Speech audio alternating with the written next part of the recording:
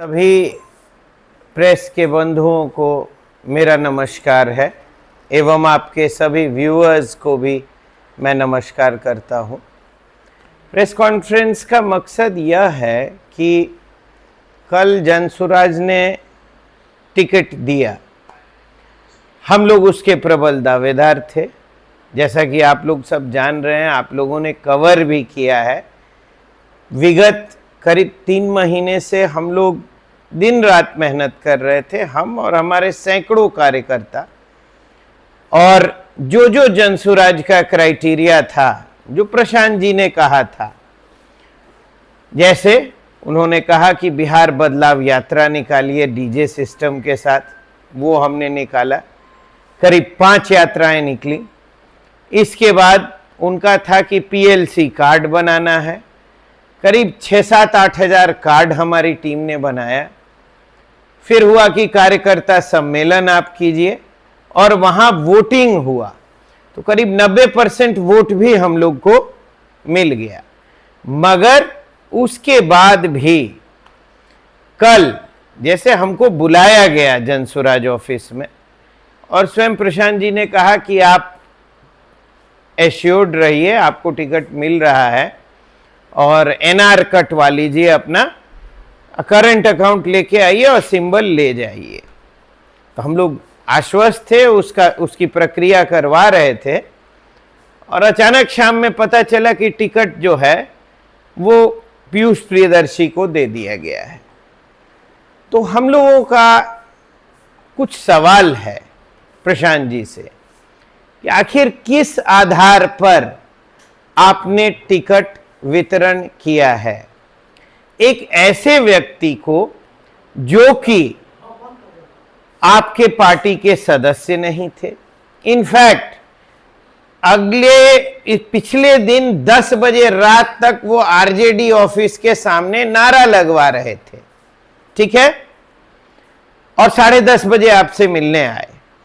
तो वैसे व्यक्ति को, जो आपके पार्टी के सदस्य नहीं है, आपके यहाँ मेंबरशिप फॉर्म नहीं भरा है, फी नहीं जमा किया है, न कोई यात्रा निकाली, न एक कार्ड बनाया, न ही कोई कार्यकर्ता सम्मेलन में जो पर्ची थी उसमें सिर्फ 4 नाम थे। एक नाम मोहित जी का, इसके अलावा हरे राम सिंह, मयंक और एक नाम हमारा। मैं ये नहीं कह रहा हूं कि मुझे ही आप देते, आप उस 4 में से किसी को भी दे सकते थे, मगर आपने एक वाइल्ड कार्ड एंट्री करा के और टिकट दे दिया।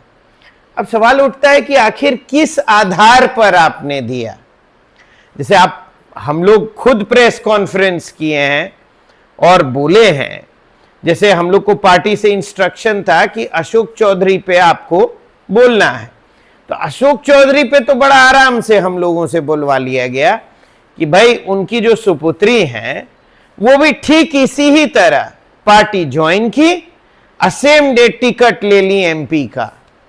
आरोप लगाया प्रशांत जी ने कि 20 करोड़ में टिकट का डील हुआ है। तो ठीक इसी तरह यह महाशय पार्टी में जाते हैं और टिकट लेके चले जाते हैं। तो आखिर यहां कौन सा डील हुआ है? क्या पैसे पे ही खरीदा गया है टिकट? ये तो जनता होशियार है। जो व्यक्ति मेंबर नहीं है, पार्टी के लिए एक दिन काम नहीं किया, मोकामा का निवासी नहीं है, वो तो बांका के हैं भैया, और सुदूर बांका से यहां आके और केवल एक जाति विशेष के नेता अपने को क्लेम करते हैं, हालांकि उसका भी एक आंशिक वोट उनको प्राप्त हुआ है, उसके भी सर्वमान्य नेता नहीं है। तो ये तो पब्लिक समझ सकती है कि आखिर किस आधार पर टिकट दिया गया होगा। तो अब आपका क्या कहना है, आप ये राजनीति में कंटिन्यू रहेंगे या फिर राजनीति छोड़ देंगे? ऐसा है कि हमारी निष्ठा जो है वो मोकामा के प्रति है और हम लोग अपना काम जारी रखेंगे जो हमेशा करते आए हैं। खासकर स्वास्थ्य के क्षेत्र में हम लोग स्वास्थ्य सेवा में किसी को भी अगर इमरजेंसी इलाज चाहिए पटना में, तो हम लोग वो करते आए हैं। बिना पॉलिटिक्स पावर के आप कैसे सपोर्ट कर पाएंगे स्वास्थ्य में किसी का? आप कभी भगवान न करे अगर आपको जरूरत पड़े तो कॉल करके देख लीजिएगा। ऐसा है ना, सिर्फ ऐसा है कि सिर्फ पावर से नहीं होता है, नीयत अगर अच्छी हो और पूर्वजों का आशीर्वाद भी हो, आपका व्यवहार अच्छा हो, तो एम्स से लेके मेदांता में हमारे मित्रों के कई हॉस्पिटल्स हैं, हम लोग सही इलाज करवा देते हैं। आप पीके का विरोध करेंगे या अभी क्या करेंगे? ऐसा है कि जो विचारधारा और जो सपना पीके ने दिखाया वो तो सबका टूट गया। लगभग करीब 90 से 95% सीट में इसी तरीके से रातों रात कैंडिडेट को लाके दे दिया गया है। दीघा में मैं एक सामने उदाहरण दे रहा हूं, दीघा में बिट्टू कुमार तो कोई नहीं जानता था, पार्टी के सदस्य भी नहीं, कोई काम नहीं किया, आए क्या बात हुआ, चुपचाप उनको पीला लिफाफा पकड़ा के दे दिया गया। आपको बख्तियारपुर बगल में है, वहां भी सेम हुआ है। भाई 2-2, 3-3 साल से जो लोग लगे हैं, आप क्या करेंगे? नहीं, हम तो अपने इलाके में काम करते रहेंगे। खिलाफ क्या करेंगे? पीके के खिलाफ तो खैर हम लोग यही बताएंगे कि जनता जागरूक हो। जो व्यक्ति अपने समर्पित कार्यकर्ता के नहीं हुए वो आम जनता के कैसे होंगे? चुनाव किसका समर्थन करेंगे? भाई ये तो हम अपनी टीम से मंत्रणा करेंगे, हम लोग एक सामूहिक निर्णय लेते हैं। और जहां तक पीके की बात है, एक चीज और है, सवाल बहुत अच्छा पूछते हैं, सब मंत्री लोगों से जो सवाल पूछते हैं तो निरुत्तर कर देते हैं। कल ऐसे ही हमारे मन में आया कि जरा पता करें कि इनका जो एजुकेशनल क्वालिफिकेशन है वो क्या है। पता नहीं आप लोगों ने कभी इस ओर देखा है कि नहीं। एजुकेशन पे बार-बार लोगों पे सवाल उठाते रहते हैं। हाँ। सामने ही सम्राट चौधरी पे हाँ, ऐसा उन्होंने किया था। तो वही मैं आपको बता रहा हूं।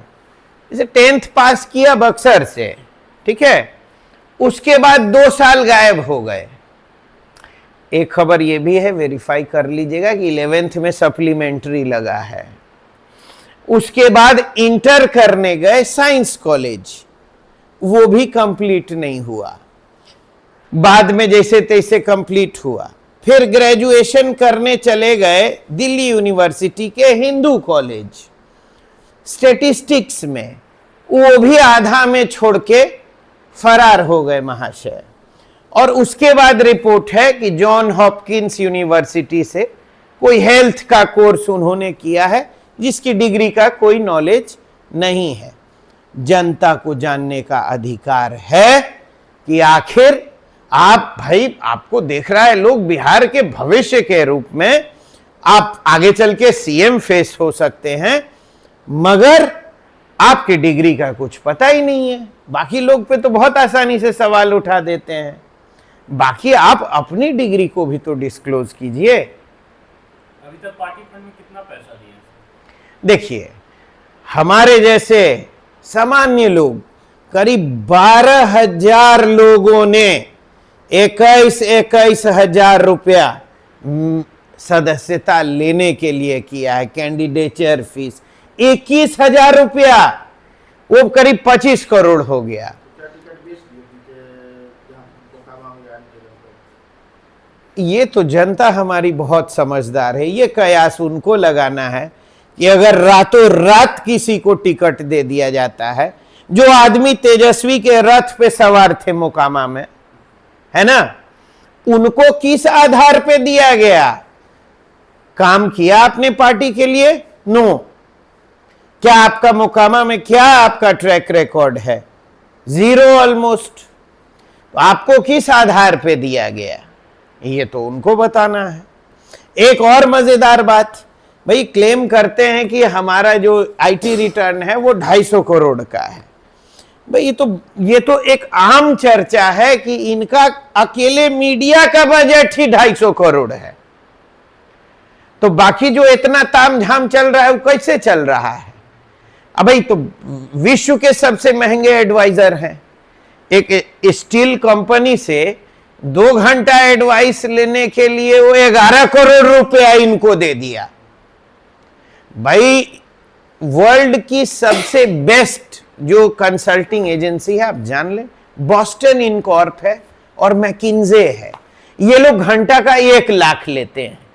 भाई तो पता नहीं महामानव हैं, ये तो 1 घंटा का 5-5.5 करोड़ लेते हैं, 11 करोड़ लिया है इन्होंने। ये तो भाई ये इन सब का जवाब आपको देना होगा। सवाल तो बहुत पूछते हैं मगर जवाब नहीं देते। कॉन्क्लेव में उन्होंने बोला भी था कि आपकी सबसे बड़ी कमजोरी क्या है, वो पत्रकार ने पूछा तो उन्होंने कहा I am a very bad listener. और ये हमने व्यक्तिगत भी महसूस किया है, सुनते जल्दी नहीं है। हम लोग को दिन भर, हम लोग जो कार्यकर्ता है दिन भर बैठा देंगे, और कोई नाचने गाने वाला अगर आ गया तो गिरते पड़ते स्वागत करते हैं, आंख से देखा हुआ है। बाकी आप कहते हैं कि हम जाति की राजनीति नहीं करते हैं, तो आखिर इन महाशय को टिकट किस आधार पे दिया गया? हमने अपनी कान से सुना है, हमारे अभिभावक हैं, उन्होंने उनका आशीर्वाद ही लेने गए थे, पैर छूने गए थे। डायरेक्ट उन्होंने पूछा कि अरे भाई प्रशांत क्या हो रहा है मोकामा सीट का? भाई हमारा बहुत करीबी आदमी है, क्या हो रहा है? खुल के इन्होंने कहा कि सर वहां तो थोड़ा डायनामिक्स बदल गया, मैं बढ़िया से जानता हूं अमृताश जी को, बहुत काम किया उन्होंने पार्टी के लिए, सारा क्राइटेरिया में अव्वल हैं, एक समस्या है। तो उन्होंने क्या समस्या है?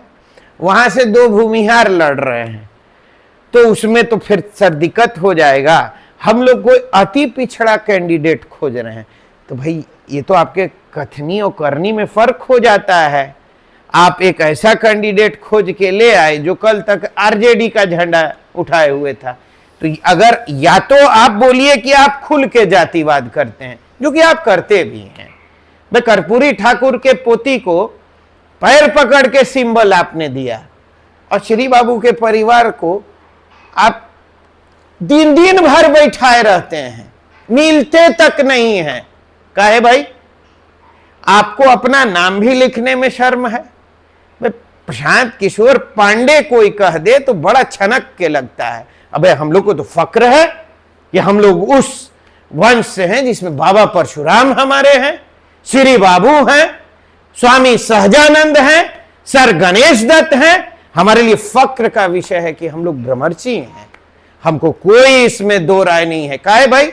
दूसरा लोग फक्र कर सकते हैं, और जिसने इतना दान दिया वो फक्र नहीं कर सकता है। बहुत सारे सवाल हैं जिनके जवाब महाशय को देने हैं और देना चाहिए भी।